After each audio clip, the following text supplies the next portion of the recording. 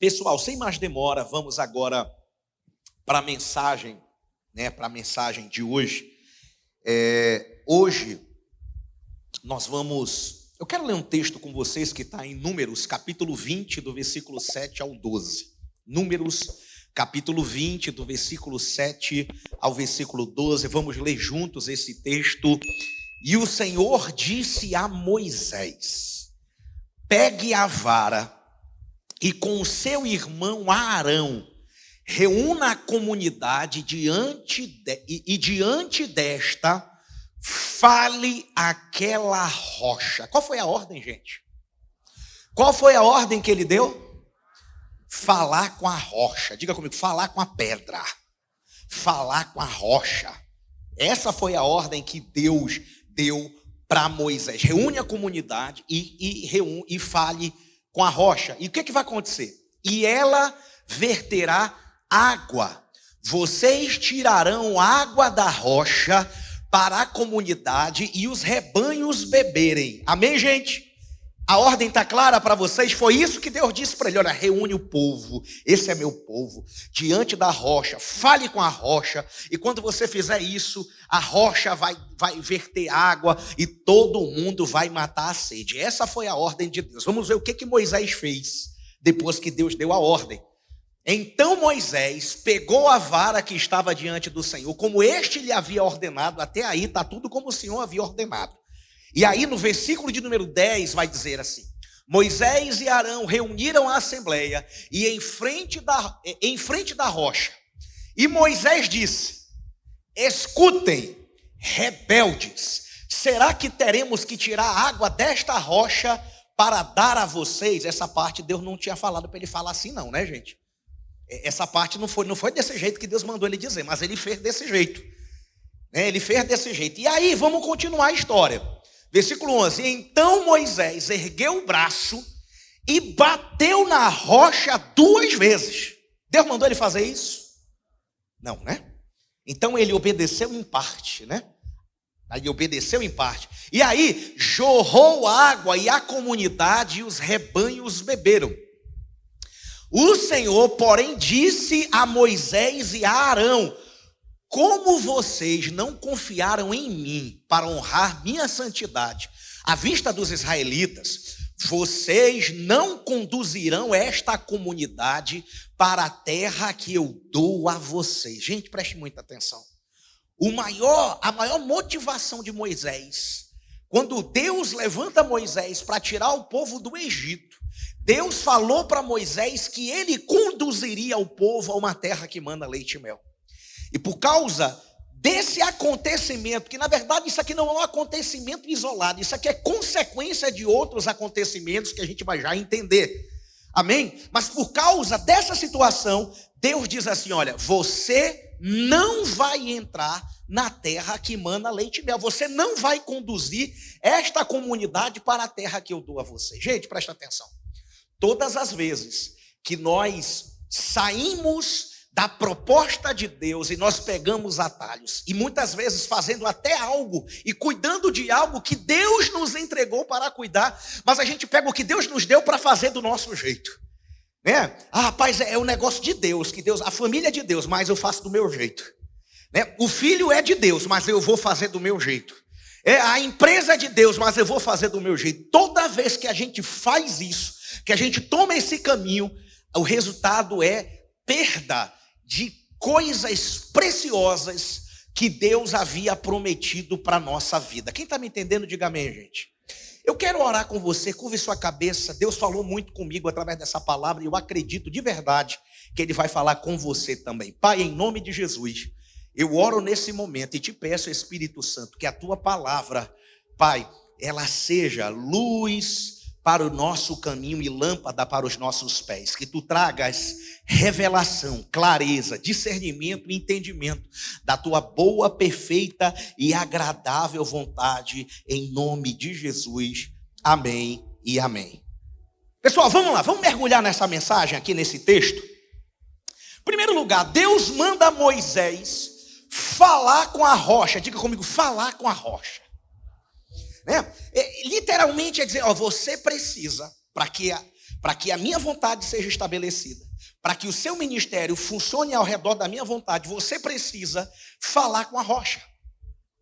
Falar, a comunicação, a fala é a principal ferramenta para um relacionamento profundo. É impossível a gente ter relacionamento se não houver uma comunicação. E Deus fala a Moisés, ei, fale com a rocha. O maior legado que você pode deixar para a sua família é você falar com a rocha. O maior presente que você... Ei, gente, a coisa mais importante para você fazer, para o seu casamento ser feliz, é você desenvolver um relacionamento com a rocha. E o que é isso? 1 Coríntios, capítulo 10, versículo de número 4. Olha o que diz o texto. Diz assim, e beberam da mesma bebida espiritual, pois bebiam da rocha espiritual que os acompanhava. E essa rocha era quem? Era Cristo. Presta atenção, gente. Ei, para que a gente beba da bebida espiritual, para que a nossa sede seja saciada, nós não podemos abrir mão de falar com a rocha. Isso fala de relacionamento, isso fala de oração. Amém? Ei, gente, presta atenção. Ei, tudo na nossa vida passa a funcionar bem quando a gente investe tempo falando com a rocha. Ei, falando com Jesus, ei, relacionamento com Ele, ei, o diabo tá doido para tirar da tua agenda, se não já tirou, o teu tempo com Deus. E o pior é que muitas vezes é por causas muito bonitas e nobres. E esse tempo com a rocha é tirado de nós. Jesus vai dizer em Mateus capítulo 6, versículo de número 6, preste atenção. Mateus 6, quando você orar, vá para o seu quarto, feche a porta, ore ao seu pai que está em secreto. Então seu pai que vem em secreto o recompensará. Escute, nada substitui, nada, ei, o tempo mais importante da sua vida é aquele que você investe para falar e para ouvir o que Jesus tem para você. O tempo inegociável da sua vida, irmão. Ei, gente, presta atenção. E ele disse, olha, leve seu irmão, leve a comunidade. Eles precisam ver o seu relacionamento com Deus. Você falando com a rocha, porque através do seu relacionamento com a rocha, com Jesus, você vai inspirar o meu povo. Ei, gente, melhor maneira de inspirar filhos é através do nosso relacionamento com Jesus. Não é sobre o que eu digo que é certo, mas sobre aquilo que eles veem, que Jesus é o meu melhor amigo. É sobre lugar secreto. Quem está me entendendo, diga amém. Lugar secreto, como é que anda o nosso relacionamento com Jesus? João capítulo 10, versículo de número 27, vai dizer assim, ó. Jesus disse, as minhas ovelhas, vamos lá, gente, ouvem a minha voz, eu as conheço e elas me seguem. Ei, gente, ei, é falar e é ouvir. Ei, Deus ainda fala. Quanto tempo faz que Deus não fala com você? Ei, gente, olhe para mim. Quanto tempo faz que Deus não fala com você? Ele está dizendo, as minhas ovelhas ouvem a minha voz. Jesus está vivo e Ele continua falando. Por que eu não ouço, pastor? Porque você não fala com a rocha, você não dedica tempo. Outras coisas têm tirado você desse lugar de intimidade. Ei, gente, presta atenção. Quando o nosso relacionamento com Jesus é a nossa prioridade, o casamento vai bem. Porque ao redor de Jesus, uma casa é edificada na rocha e ela é inabalável. Quando o nosso relacionamento com Jesus vai bem, as nossas emoções vão ficar em ordem, porque Jesus é o centro do universo da nossa vida. Quando ele sai do centro, quando a gente coloca outras coisas no lugar dele, as coisas começam a sair do seu lugar. Escute, ei, é preciso em uma geração tão agitada, tão apressada. A gente vê vídeo, antigamente o vídeo 5 minutos, antigamente o cara via vídeo de 1 hora, depois baixou para 30, para 15, agora, né, para 15 minutos, para 10, agora é 15 segundos, e tem que ser, vai baixar mais ainda, porque cada vez mais a nossa geração, eles querem coisa rápida. Só que, gente, no reino de Deus não tem fast food. Amém? Deus cozinha a lenha. Amém? Deus, Ele trabalha, Ele prepara as coisas. E é preciso desacelerar para estar com Deus. Amém, gente? Desacelerar para estar com Deus. Jesus, a Bíblia conta a história em Lucas capítulo 10, do versículo 38 ao 42, a história de Marta e Maria, que recebe Jesus na sua casa. Quem lembra da história? Né? E aí o interessante é que Marta preparou ali um jantar, preparou a mesa, trabalhando, dando o melhor dela para quem? Trabalhando para quem, gente? Trabalhando para Jesus, sim ou não? Trabalhando para Jesus. Você está trabalhando para Jesus, né? E aí a Bíblia diz que ela começa a se incomodar, porque Maria estava aos pés de Jesus, ouvindo a sua palavra. Diga comigo, aos pés de Jesus. Não, diga mais alto, diga aos pés de Jesus, ouvindo a sua palavra. E aí Marta diz assim: Senhor, tu não te incomodas, eu estou trabalhando aqui e ela não está me ajudando. Jesus diz assim: Ei, Marta, Maria, você anda preocupada e ansiosa por muitas coisas, mas uma coisa só te basta. E esta coisa é a parte que Maria escolheu. Ela escolheu a melhor parte: sentar aos meus pés e ouvir a minha palavra. Sentar aos meus pés e ouvir a minha palavra. E gente, o tempo, ele vai dizer: essa é a melhor parte. Escolha a melhor parte. E por mais bem intencionado que você esteja, por melhor que seja, pode ser até para Jesus o teu serviço e o teu trabalho. Se te tirar dos pés dele e da palavra dele, isso pode ser um engano maligno para derrubar você. Quem está me entendendo, diga amém. Então, gente, Jesus viveu até os 30 anos em obscuridade e anonimato total. A Bíblia só diz que ele crescia em graça e em sabedoria diante de Deus e diante dos homens. E quando Jesus aparece, era um estouro, né? Jesus aparece, alguém diz assim: uau, apareceu do nada, e de repente chegou quebrando tudo, pregando desse jeito, fazendo milagres, expulsando o demônio. De onde ele veio? O que Jesus estava fazendo? Ele estava crescendo no secreto, crescendo no seu relacionamento com Deus. Mas preste atenção, Lucas capítulo 5, versículo 15 e 16, diz assim a palavra. Lucas 5, 15 e 16 diz assim: todavia as notícias a respeito dele, a respeito de Jesus, se espalhavam ainda mais, de forma que multidões vinham para ouvi-lo. Sucesso total, irmão, bombando, hein? Bombando, as multidões vinham de todo canto. Ei, Jesus está quebrando tudo, é o cara, né? Multidões vinham para ouvi-lo e para serem curadas de suas doenças. Versículo 16: mas Jesus retirava-se para lugares solitários e orava. Escute, não permita, você está me ouvindo? Não permita que os aplausos e os elogios da multidão, corrompa o lugar de Deus no teu coração. Não se empolgue com isso. Amém? O seu fundamento é presença de Deus, é solitude, é falar com a rocha. Quem está me entendendo, diga amém.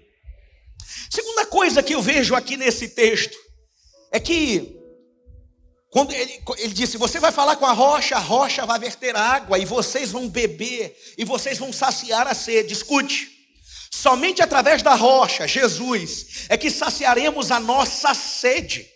Nada matará a sede por significado e propósito como a rocha, Jesus. Somente em Jesus a gente pode ser saciado. Jesus disse em João capítulo 7, versículo 38, ele vai dizer: quem crê em mim, como diz a Escritura, do seu interior fluirão rios de águas vivas. Gente, olhe para mim. A gente vive talvez numa das gerações mais insatisfeitas que já existiram. Uma das gerações mais abastadas, na verdade, a geração mais abastada que já existiu, mas talvez a geração mais insatisfeita. Uma geração extremamente, pessoas que dependem de estímulos gigantescos de prazer para ter alguns instantes de satisfação. É muito rápido, é pueril. E a grandeza e a beleza da vida não está nas grandes realizações do amanhã, mas no reconhecimento das pequenas coisas do hoje. Está na capacidade de apreciar o belo e a grandeza de Deus no dia a dia. Lembra dos discípulos ansiosos, o que comeremos, o que vestiremos? Jesus disse assim: não andeis ansiosos por coisa alguma. Olhai as aves do céu. O rico e o pobre pode olhar para a ave do céu. Olhai os lírios do campo. O rico e o pobre pode olhar para os lírios do campo. Não trabalham nem fiam, contudo o Senhor os veste. Ele está dizendo o seguinte: ei, vocês precisam extrair o máximo do mínimo. Vocês precisam entender, ei gente, para ver, infeliz é o homem, infeliz é a mulher que depende de grandes realizações para ter satisfação. A fonte para matar a nossa sede, a nossa saciedade, para nos completar, é a pedra, é Jesus. Quem está com Jesus anda satisfeito. E eu não estou dizendo de fazer parte de uma igreja, eu estou dizendo de se relacionar com Jesus. Porque já teve momentos da minha vida que eu estava cheio de Deus, mas completamente liso, lascado, e me sentia pleno e satisfeito. Já teve outros momentos que eu estava em países maravilhosos, em hotéis maravilhosos, com comida maravilhosa, achando que eu não tinha nada. Então não é sobre o que você tem, é sobre com quem você anda. É muito importante nós. E Paulo vai dizer isso, Filipenses capítulo 4, versículo 12 e 13, ele vai dizer assim, ó. Olha o que Paulo vai dizer. Ele dá uma aula sobre satisfação. Sei o que é passar necessidade, sei o que é ter fartura. Aprendi o segredo de viver contente em toda e qualquer situação. Esse curso vende, irmão, hein? O segredo de viver contente. Dá para vender, não dá? Um curso desse na internet? O segredo de viver contente em toda e qualquer situação. Seja bem alimentado, seja com fome, tendo muito ou passando necessidade. Ele vai abrir o segredo dele. É que eu posso tudo naquele que me fortalece. Ei, o meu segredo, ele está dizendo, o segredo da minha satisfação não é a circunstância, é Jesus. O segredo de eu estar feliz é Jesus. O segredo da minha satisfação é Jesus. É a rocha. Só Ele mata a sede. Só Ele completa. Aleluia. Podemos verificar na vida de Jesus contentamento em meio à pressão, calma diante da traição, poder para caminhar e perdoar com leveza. Isso tudo é fruto de uma longa história de harmonia com o seu Pai. Ei, gente, quem anda com o Pai, quem senta na mesa com o Pai, quem tem tempo com Deus, caminha com leveza. Talvez a sua vida está pesada demais, porque você fez igual Moisés. O ministério é teu, o Senhor me deu, mas eu vou fazer do meu jeito. A família é tua, eu até concordo, mas eu vou descer a vara. Não vou falar nada, eu vou resolver do meu jeito, é na peia. Gente, preste muita atenção. O que acontece quando estamos cuidando do que Deus nos entregou do nosso jeito? Olha lá, Números capítulo 20, versículo 10. Olha o que o texto diz. Números capítulo 20, versículo 10. Moisés e Arão reuniram a assembleia em frente à rocha. E Moisés disse: escutem, rebeldes, será que teremos que tirar água desta rocha para dar a vocês? Rapaz, um líder ferido, rebelde. Você já viu alguém assim? Marido ferido com a esposa. Pais feridos com os filhos, rebelde. Pastor ferido com a igreja. Patrões feridos com os funcionários. Preste muita atenção, irmãos. Sinais de que estamos... Ei, gente, a família foi Deus que te deu. O casamento foi Deus que te deu. Amém? Existem coisas que você orou na sua vida para ter. Quem orou para casar aqui, levanta a mão. Quem orou pelo casamento, irmão, levanta a mão. Quem orou aqui pelo ministério, levanta a mão. Quem ora pelos filhos aqui, levanta a mão. Quem orou pelo negócio, pela empresa, amém, gente? Então você orou e Deus entregou algumas coisas para você. Só que no início, quando a gente orou, a gente disse: Deus, vai ser tudo para a tua glória, Deus vai ser do teu jeito. Só que quando Deus entrega, a gente diz: é o seguinte, tu já me deu, agora é comigo a bronca. Vai ser do meu jeito. E é quando os problemas acontecem, sinais de que estamos cuidando do que Deus nos deu do nosso jeito. Primeiro, o que Ele nos entregou para ser desfrutado vira um peso a ser suportado. Aquilo que era para ser um desfrute, o casamento, aquilo que era para ser um desfrute, o ministério, aquilo que era para ser um desfrute, a empresa vira um peso. Ai, meu Deus! Aquilo virou um peso para Moisés, uma coisa pesada. O povo, segunda coisa, o povo que Ele nos entregou para cuidar, vira fonte de descontentamento e reclamação. Reclama do filho, reclama do marido, reclama dos funcionários, reclama. Quando a gente está tocando o que Deus nos deu do nosso jeito, a gente tem um esgotamento mental, espiritual e emocional. Esgotamento, porque não é na sua força, é na força de Deus. Não é por força e nem por violência, é pelo meu espírito, diz o Senhor dos Exércitos.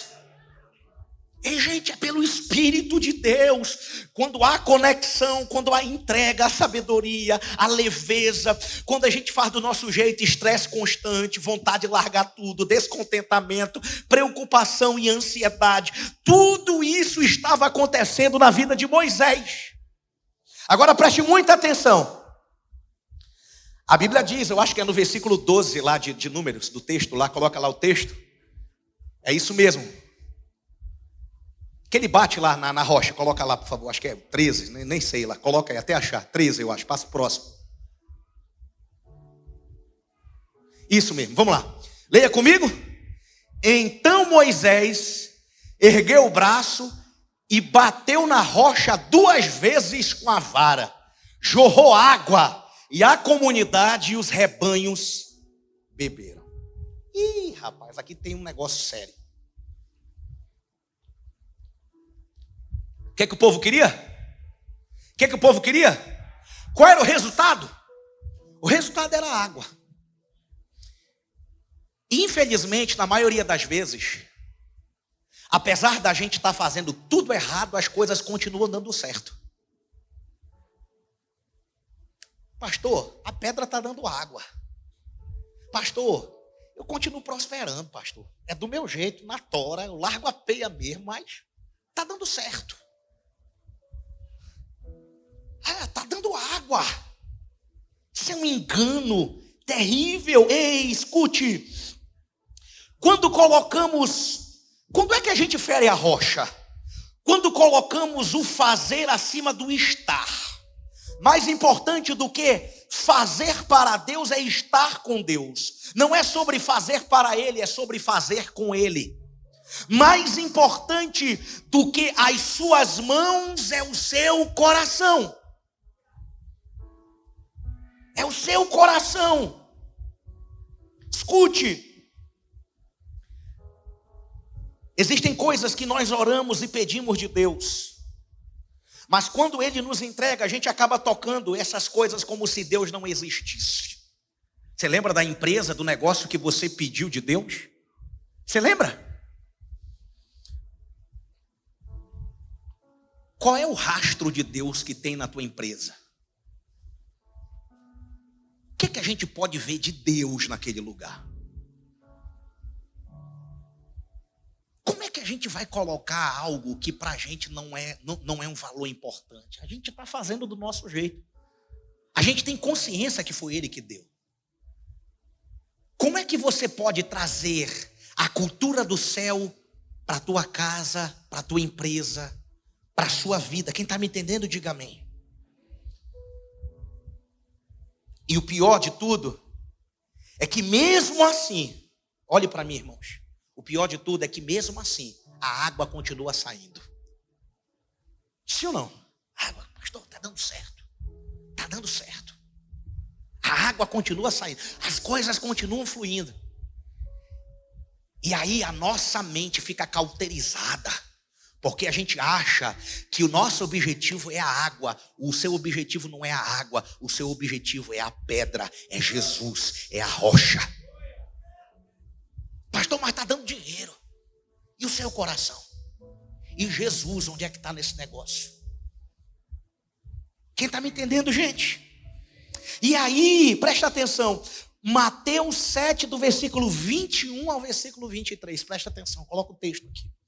Mateus 7, do versículo 21 ao 33, diz assim: nem todo aquele que me diz, Senhor, Senhor, entrará no reino dos céus, mas apenas aquele que faz o que, gente?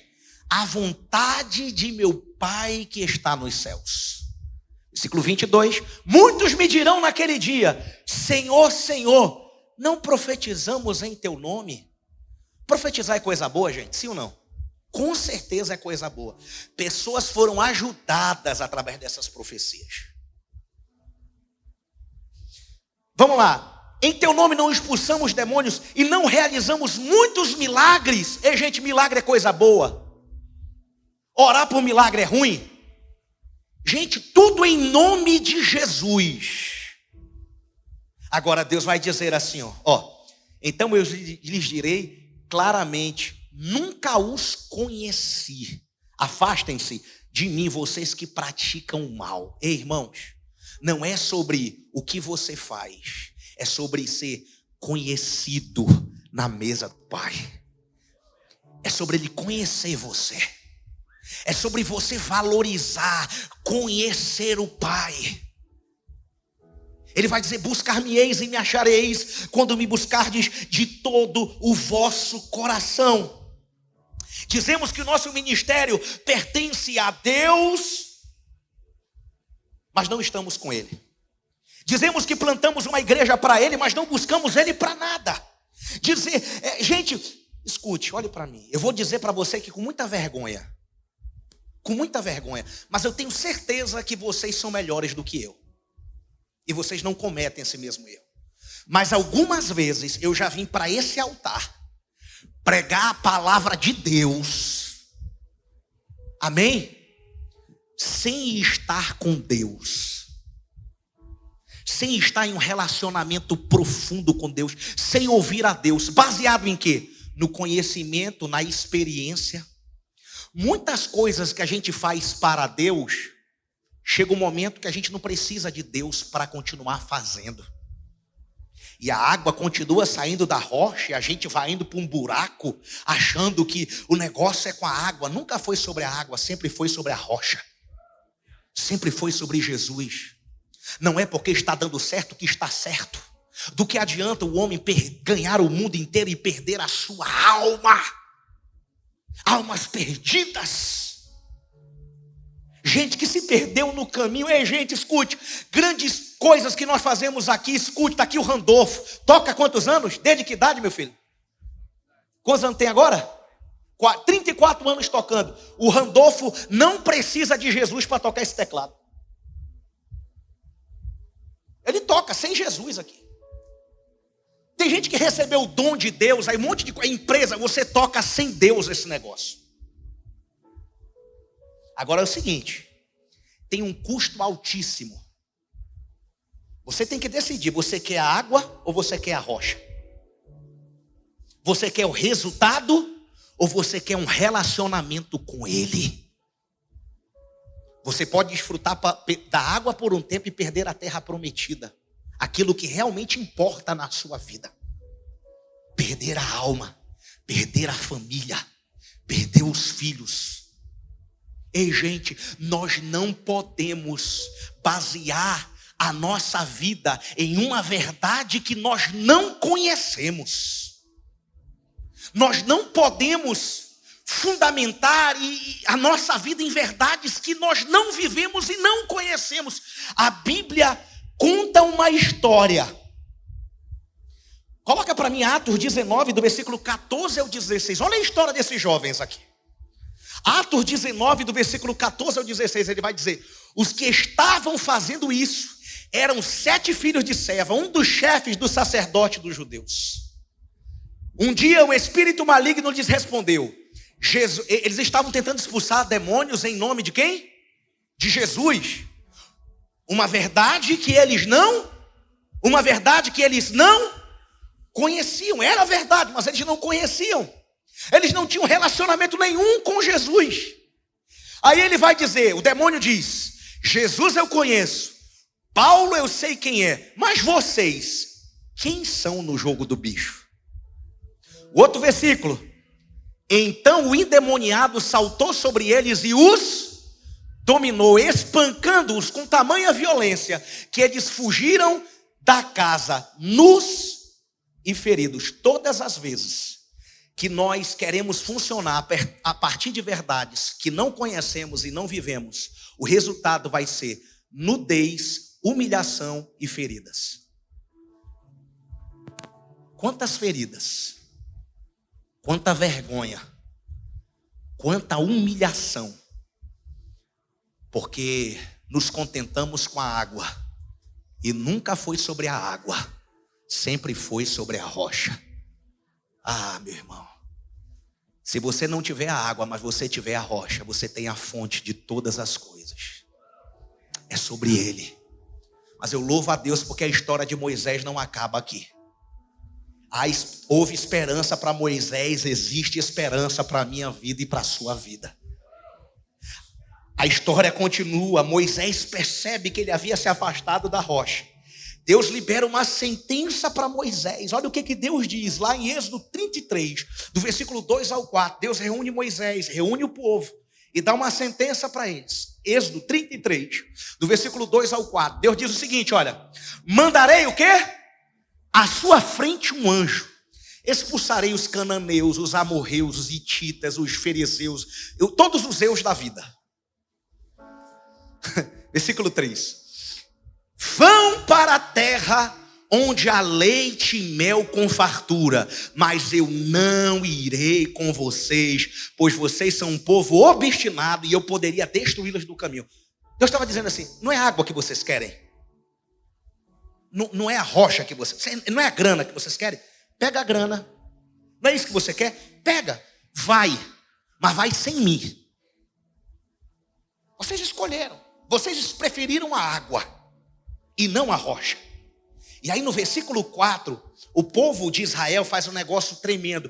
Quando o povo ouviu o que, gente? Quando o povo ouviu o que, gente? Essas palavras terríveis, começou a chorar. E ninguém usou enfeite algum. Presta atenção. Caminhar abençoado, sem a presença de Deus, deveria soar para nós como palavras terríveis.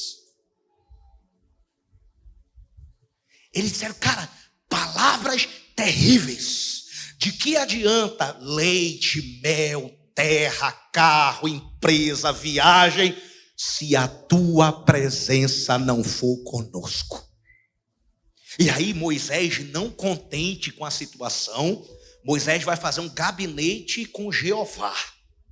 Ele e papai sentam na mesa.